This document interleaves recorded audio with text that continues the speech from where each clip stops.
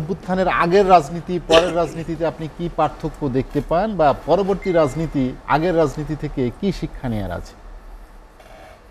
ধন্যবাদ আপনাকে এডিশনের আজকের এই আলোচনা সভার আপনাকে উপস্থাপক এবং আমার দুজন ভাই আছেন, তাকে ধন্যবাদ জানাই। প্রথমে আমি স্মরণ করছি গত 5ই আগস্ট ফেসিবাদ শেখ হাসিনা বাংলাদেশের মাটি থেকে বিতাড়িত হয়েছে।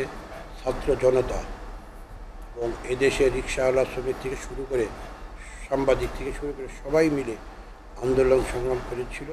সেই জন্য তারা যে বাধ্য হয়েছে বাংলাদেশ থেকে বিদায় নিতে, এবং তার আগে সূচনা হয়েছিল। আমরা গত 17 বৎসর আমরা যারা রাজনীতি করি, আমরা সবাই আন্দোলন সংগ্রামের মাধ্যমে আমরা এই ফেসিবাদের মোকাবেলা করেছি। সেই জন্য আজকে মাত্র 22 দিনে প্রায় 15 থেকে 2000-এর মতো লোক হত্যা করা হয়েছে। তাদেরকে আমি স্মরণ করছি এবং মহান রাব্বুল আলামিনের কাছে তাদের জন্য দোয়া কামনা করছি, আল্লাহ তাদেরকে যদি বেহেশতের সর্বোচ্চ স্থানে তাদের রাখেন। আসলে একটা জিনিস কি দেখুন, একটি ফেসিবাদ বাংলাদেশকে যেভাবে তারা বাংলাদেশের প্রতিটি জায়গায় প্রতিটি সেক্টরে তারা যেটা সৃষ্টি করেছিল, আজকে দেখেন দেশের প্রতিটি দুর্নীতি, স্বজনপ্রীতি, সব জায়গায় মানুষকে গুম করা, আমাদের ইলিয়াস আলী সহ, চৌধুরী আলম সহ আমাদের অসংখ্য নেতাকর্মীদের গুম করা হয়েছে। আমাদের লক্ষ লক্ষ মামলা দেওয়া হয়েছে, আমাদের পার্টি সেক্রেটারি শুরু করে আমাদের সবাইকে মামলা হামলা। এবং কি হয়েছে সেটা আপনারা নিশ্চয় অবগত, আপনারা সাংবাদিক ছিলেন, এদেশে কথা বলার সুযোগ ছিল না। আমরা সেই বিভীষিকাময় অবস্থা আমি স্মরণ করতে 5ই আগস্ট যেটি হলো না 5ই আগস্ট হয়েছিল, তার আগে 2013 সালে হেফাজতের 5ই মে হেফাজতের শাপলা চত্বরে সেখানে আলেম সমাজ এসেছিল, মাদ্রাসা ছাত্র এসেছিল, কীভাবে রাতের অন্ধকারে তাদেরকে গুলি করে পাখির মতো হত্যা করেছে। এবং এটি না শুধু, আরও তারা আজকে বাংলাদেশে যে অবস্থা সৃষ্টি করেছিল, সব কিছু মিলে মানুষের মধ্যে একটি 3টি ভোট হয়েছে নির্বাচন, ভোট ছাড়া নির্বাচন হয়েছে, এবং সেই নির্বাচনে তারা বলেছে সুন্দর হয়েছে। এবং অথর্ব কয়েকটা নির্বাচন কমিশন ছিল, তারা এই দেশের এই যে মানুষের জনগণের ট্যাক্সের পয়সা দিয়ে তারা যে নির্বাচনগুলি করেছে, সত্যিকার অর্থে লজ্জা থাকা দরকার।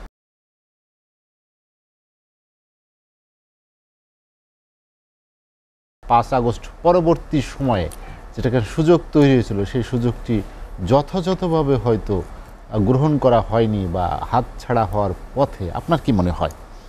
আসলে এটা সঠিক না, সব কিছু শেষ হয়েছে মাত্র এই অন্তর্বর্তী সরকারের 3 মাস বয়স।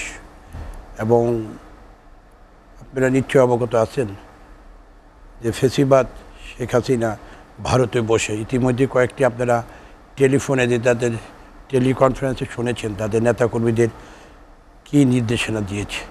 একজন সাবেক প্রধানমন্ত্রী, এবং উনি বলেন আমি শেখ মুজিবুর রহমান সাহেবের কন্যা, আমার বাবার জাত।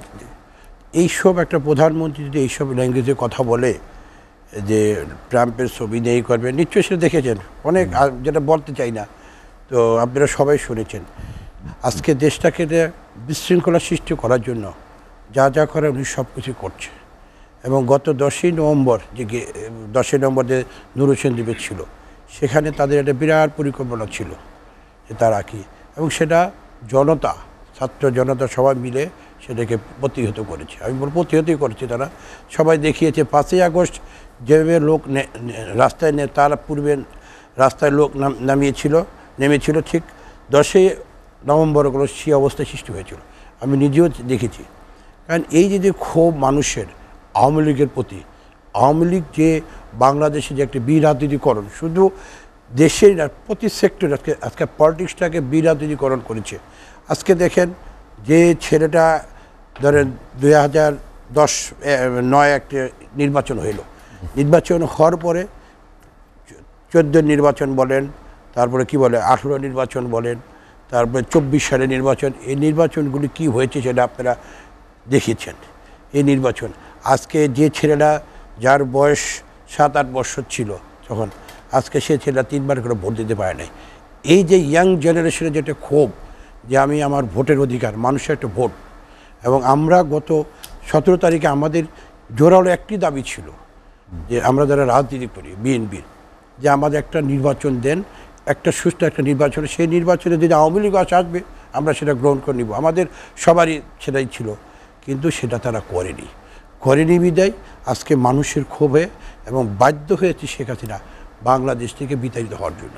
এবং এর পরবর্তী পর্যায়ে এই যে বর্তমান সরকার, আজকে আপনি দেখেন যে প্রতিটি সেক্টরে, কোন একটা সেক্টরে পাবে না যে সে জায়গায়, সমস্ত সেক্টরে তারা দুর্নীতি বলেন, স্বজনপ্রীতি বলেন, যা যা করা সব জায়গায় তারা করেছে। এবং এই জঞ্জাট, এবং আপনার নিচে সেনাপ্রধান নিচে দেখেছেন যে উনি বলেছেন যে 16 বছরের যানজট কি 16 দিনে কি শেষ করা সম্ভব, এটা সেনাপ্রধানের বক্তব্য ছিল এগুলো। তো আজকে যে অবস্থাটা সৃষ্টি করেছে দেশের, এটা তো সত্যিকার অর্থে এটা থেকে তো বের হয়ে আসতে হবে। এবং আমাদের যে এত রক্তপাত, এত খুন খারাপির মধ্যে দিয়ে এটাকে এই বর্তমান এই আপনার অন্তর্বর্তী সরকারকে কোনো মতেই ব্যর্থ হওয়া দেওয়া যাবে না। তাহলে আবার অজগা সৃষ্টি হবে দেশের মধ্যে। এবং সেটাকে আমাদের সবাই উচিত, আমরা যারা রাজনীতি করি, সুশীল সমাজবারের সবাই মিলে আমরা এটাকে সামনের দিকে নিয়ে যাব।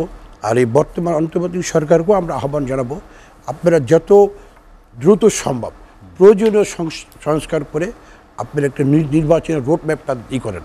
নির্বাচনের তারিখ আপনারা করেন, কিন্তু নির্বাচনের রোডম্যাপটা ঘোষণা করা উচিত। তাহলে মানুষের মনে একটা আশ্বস্ত হবে যে হ্যাঁ একটা কিছু হচ্ছে, এবং মানুষেরই পাবে। কারণ আপনারা বিভিন্ন জায়গায় আজকে ষড়যন্ত্র হচ্ছে, ষড়যন্ত্র চলছে।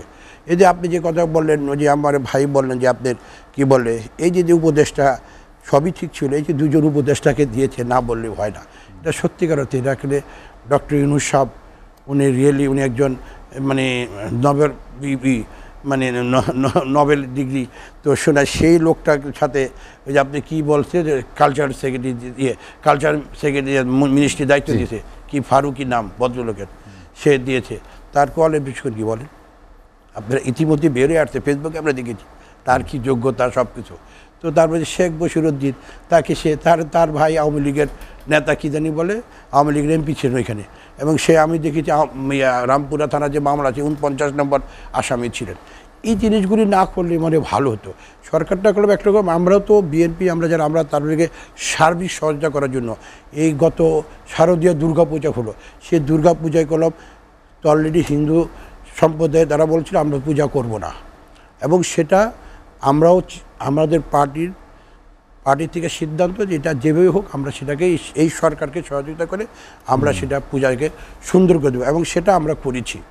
এই সরকারকে আমরা সহযোগী, সেটা আমি আমার এলাকা মুন্সিগঞ্জ আমি নিজেই বলতে পারি, আমি রাত দিন সকাল থেকে রাত্রি পর্যন্ত থেকে সবাই আমাদের লাস্ট পর্যায়ে আমাদের পার্টির সিদ্ধান্ত, আমাদের পার্টির মুখপাত্র রুহুল কবির রিজভী সাহেবের নিয়ে বিরাট একটা হিন্দুদের মধ্যে একটি প্রোগ্রাম করে দিয়ে সারা দেশে আমাকে সবাই বলছে এত সুন্দর একটি শব্দ হয়নি। আওয়ামী লীগ যখন ক্ষমতায় ছিল টুকিটাকি গণ্ডগোল ঝাঁঝামেলা মারপিট হয়েছে, কিন্তু এইবার কোনো রকম হয়নি। কেন হয়নি?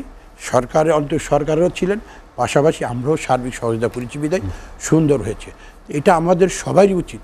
এই যে মানুষের এত লোকের রক্তপাত হয়েছে, 1971 সালে মুক্তিযুদ্ধ হয়েছে, আবার দ্বিতীয় মুক্তিযুদ্ধ 5ই আগস্ট হয়েছে, এই রক্তপাতের বিনিময়ে আমরা এটা পেয়েছি। এটাকে আমাদের উচিত সবাইকে ধরে রাখা, এই সরকারকে সহযোগিতা করা, এবং এই সরকার যদি ব্যর্থ হয় তাহলে আমাদের জন্য সামনে খুবই খারাপ সময় বয়ে